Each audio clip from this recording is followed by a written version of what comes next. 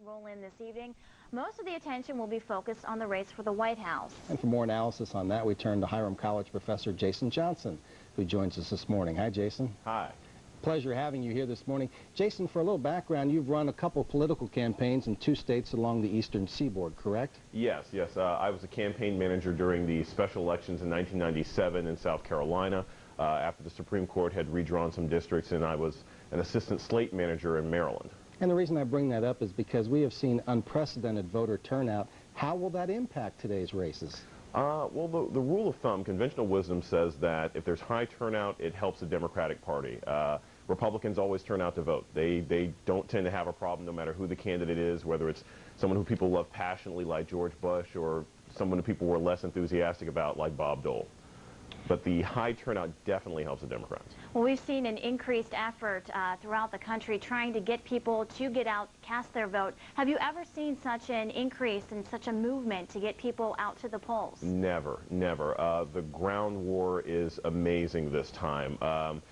Even in Ohio right now, where there's a possibility that there's going to be rain. Rain tends to make some people not want to go out and vote, but campaigns, they've got umbrellas, they've got buses, they've got trucks, they've got voter defenders who are going to be at voting booths. This is absolutely amazing. There's never been this much effort on the ground in any presidential election in the last 20, 30 years at least. What kind of impact will the youth movement make today, and any other categories that might make a big impact? Well, I definitely think that for the Republicans, that the evangelical Christians could make a huge difference in Ohio, in Missouri, where there will be laws or questions on gay marriage. I think as far as the Democrats go, there will be an unprecedented turnout of African-American voters, which will be a real boon for John Kerry. While his connection to the black community in America isn't not necessarily as strong as Bill Clinton's was, there's been such an effort to bring out black voters this year that that'll be pretty substantial. And then students definitely will make a huge impact, and the vast majority of students who are new registrants and first-time voters seem to be leaning towards Kerry, at least in the initial exit polls. A lot of attention obviously has been focused on Ohio. What do you think this means for us? How do you think this will change the direction of future elections with so much attention being focused on Ohio? Well, I think as long as the country remains divided the way it has been, Ohio and Pennsylvania and Florida are going to make a huge difference.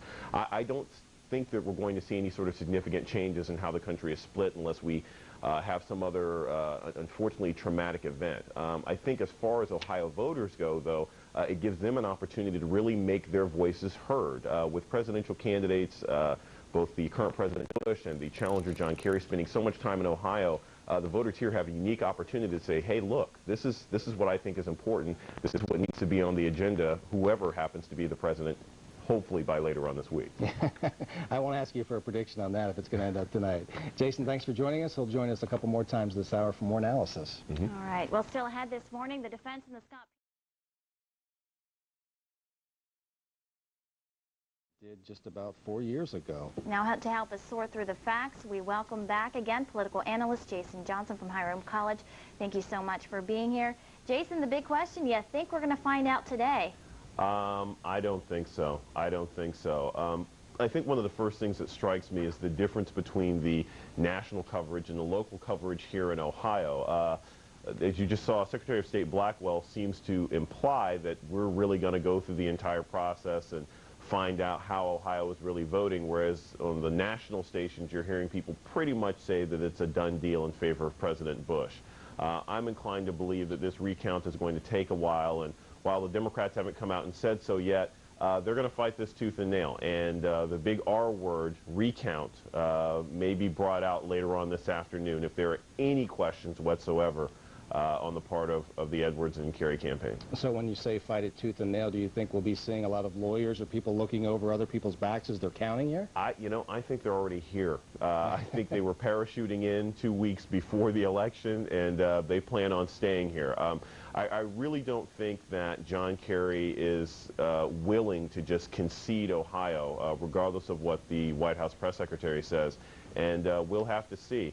The question right now is how many of these provisional ballots would have to go to John Kerry for him to even have a chance in the state, and that right now isn't known. No, we saw yesterday a lot of people turned out to vote yesterday. There were a few surprises, though, in who came out to vote. Can you tell us a little bit about what you observed? Well, I thought it was fascinating. There were just huge numbers of young people, huge numbers of evangelical Christians, huge numbers of African American voters all over the country. There are some people who are speculating almost 120 million, almost 60% of eligible voters in the United States might have come out, and that's great for American democracy. It's great for President Bush because if he does end up taking Ohio, he will also have a 51% of the vote, which means he'll actually be able to say that he has a real mandate, unlike last time. So that was impressive. What about some of the other issues? Anything came out striking at you, whether it be statewide or even local? I would say that Capri Cafaro's loss was interesting. I thought that she would be a lot more competitive. I am amazed at how strong the anti-gay marriage vote went in the state of Ohio. There was some question as to whether or not that's really what was going to bring people out to vote, but it passed by a very, very strong margin, and I'm sure that sort of thing ended up helping President Bush. So locally, there haven't been as many surprises, but then again, once we see this recount, who knows? All right, Jason, thank you so much for being here this morning. We are going to check in with you. Jason's going to be kind enough to stick around throughout the morning so we can ask him some more questions and delve deeper into some of those issues from yesterday's election. Meanwhile, 11 states, including Ohio, let vote. It really mimics what many people predicted, though. And the question is, how long until we know? For that, we turn to political analyst Jason Johnson. Good morning, Jason. Good morning.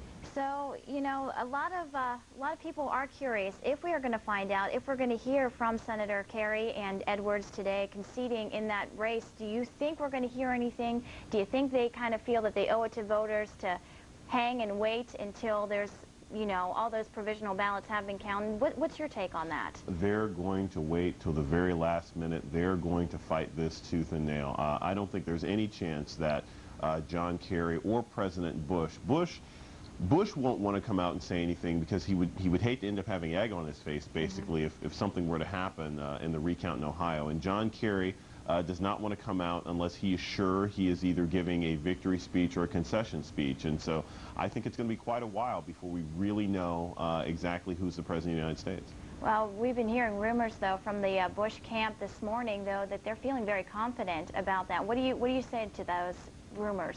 Well, I would say that the Bush team has a lot of reasons to be happy. As of right now, they've just, you know, Bush won the popular vote by 51%. He's the first person to do so in over 10 years. I mean, in 2 terms, Clinton never got an absolute majority. The Republicans have done a fantastic job nationally. They knocked out Tom Daschle, and that is quite an accomplishment. So there are a lot of bright spots for the Republican Party, and it's not unrealistic for them to think that Ohio is going to be part of this overall trend of success. But it's really still too soon to tell. Well, the campaign seemed to center on John Kerry for jobs and George W. Bush for terrorism or security. Are you surprised which issue won out then, or seems to have won out? It is somewhat surprising. It just, personally, it seems shocking to me that so many people in the Midwest, especially a place like Ohio, which has suffered so much economically under this administration, would be as or more concerned about terrorism than they are about jobs. But it remains to be seen because all of these things, all the speculation that we have now could be thrown out of whack if it turns out that John Kerry gets the majority of the provisional ballots. Now, one of the hot issues on the ballot was issue 1. I'm curious what you think as far as with a lot of Christians coming out to the polls yesterday, how you think that impacted the presidential race and vice versa? It's still 50-50. There are some who very strongly believe that the evangelical Christians would come out to vote anyway. And historically speaking, married people and evangelical Christians have a tendency to come out and vote regardless. So there's a real question as to whether or not that really brought people out to vote. On the other hand, if just 1 or 2% came out specifically to vote against the possibility of gay marriage in Ohio, then that might have been the difference to push Bush over the top. On a broader note, these 2 sales tax issues, first in Mahoney and then Columbiana County, failed, and it just seems that voters are just tired of all these taxes, and whether it be school issues, which really were hampered in the summer election, voters are saying, you got to deal with the money we're giving you and not ask for more. Do you get that sense? Yeah. In fact, that's one of the reasons that Bush has been successful with certain segments of the population. Americans don't like paying additional taxes, regardless of the situation. And so whether it's a local bond issue or a local tax issue or nationally, most people are not inclined to want to pay more taxes unless they can see an immediate result. And unfortunately, when it comes to schools, most people can't see directly how their taxes are being used. They'd really rather see that the money that they're already spending is being used effectively. All right, thank you. That's Hiram College professor Jason Johnson. He was in our studios this morning and again yesterday. Thank you so much for being here to share some of the insight on the election results. You're invited back anytime. Thank you. All right. Now, all of 18 of Ohio's U.S. House members are keeping